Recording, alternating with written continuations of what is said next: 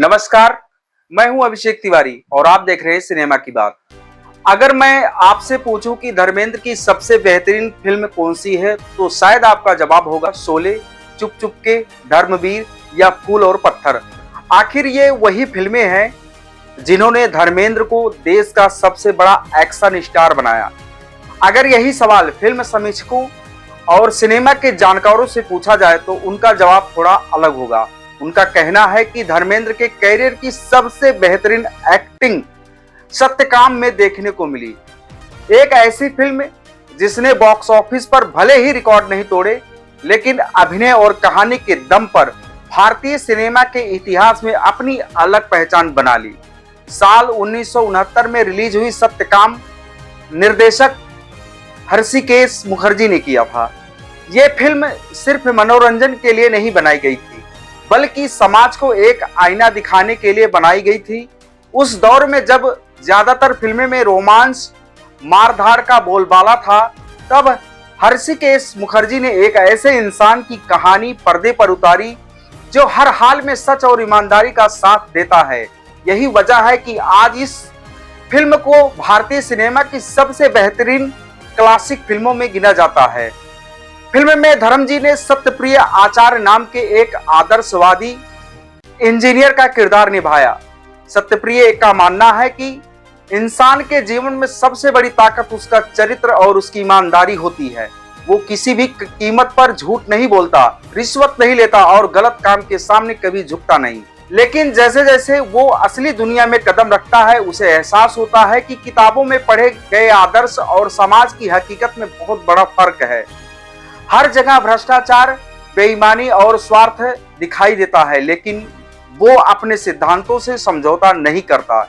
यहीं से उसकी जिंदगी मुश्किलों से भर जाती है। उसे नौकरी में परेशानियां झेलनी पड़ती है, आर्थिक संकट का सामना करना पड़ता है और परिवार भी कठिन दौर से गुजरता है।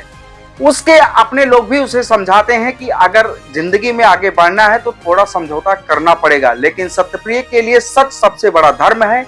वो टूटता, संघर्ष करता है, दर्द सहता है, लेकिन अपने सिद्धांतों को कभी नहीं छोड़ता। यही संघर्ष इस फिल्म को साधारण कहानी से अलग बेहद खास बना देता है। धर्म जी ने इस किरदार को जिस सादगी और गंभीरता के साथ निभाया, वो आज भी अभिनय की मिसाल बन जाता है। इस फिल्म में ना तो उनका 2.5 किलो का हाथ दिखाई देता है और ना ही बड़े बड़े एक्शन के सीन। यहाँ सिर्फ एक कलाकार का अभिनय बोलता, उनके चेहरे के भाव, आंखों की मासूमियत और संवाद बोलने का शांत अंदाज दर्शकों को किरदार से जोड़ता है। यही कारण है कि कई फिल्में समीक्षक इसे धर्म के कैरियर का सबसे परिपक्व और प्रभावशाली अभिनय मानते हैं। फिल्म की सबसे बड़ी खासियत इसकी कहानी और संवाद। सत्यकाम ये सवाल पूछती है कि क्या आज के समय में पूरी ईमानदारी के साथ जीना संभव है? क्या सच बोलने वाला इंसान हमेशा जीतता है या फिर उसे हर कदम पर संघर्ष करना पड़ता है? यही सवाल इस फिल्म को आज भी प्रासंगिक बनाते हैं। यही वजह है कि रिलीज के इतने साल बाद भी लोग इस फिल्म को देखकर भावुक हो जाते हैं।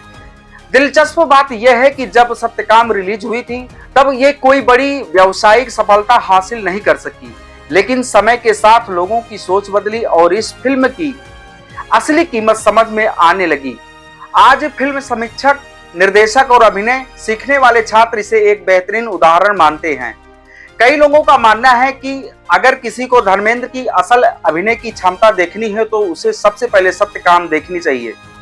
धर्मेंद्र ने अपने लंबे कैरियर में रोमांस, कॉमेडी, एक्शन और पारिवारिक फिल्मों में सहित हर तरह के किरदार निभाए, लेकिन सत्यकाम ने यह साबित कर दिया कि वो सिर्फ एक सुपरस्टार नहीं बल्कि एक बेहद संवेदनशील और शानदार अभिनेता हैं। यही वजह है कि जब भी हिंदी सिनेमा के सबसे बेहतरीन अभिनय वाली फिल्मों की बात होती है तो सत्यकाम का नाम सम्मान के साथ लिया जाता है। अगर आपने अभी तक सत्यकाम नहीं देखी तो इसे जरूर देखिए। ये सिर्फ एक फिल्म नहीं बल्कि ईमानदारी, संघर्ष और इंसानियत का संदेश है, जो आज भी उतना ही प्रभावशाली लगता है जितना 1969 में था। शायद यही वजह है कि आधी सदी से ज्यादा समय बीत जाने के बाद भी सत्यकाम को धर्मेंद्र की कैरियर की सबसे बेहतरीन फिल्म मानी जाती है। अगर आपको बॉलीवुड की ऐसी अनसुनी और दिलचस्प कहानियां पसंद है तो वीडियो को लाइक करें, शेयर करें।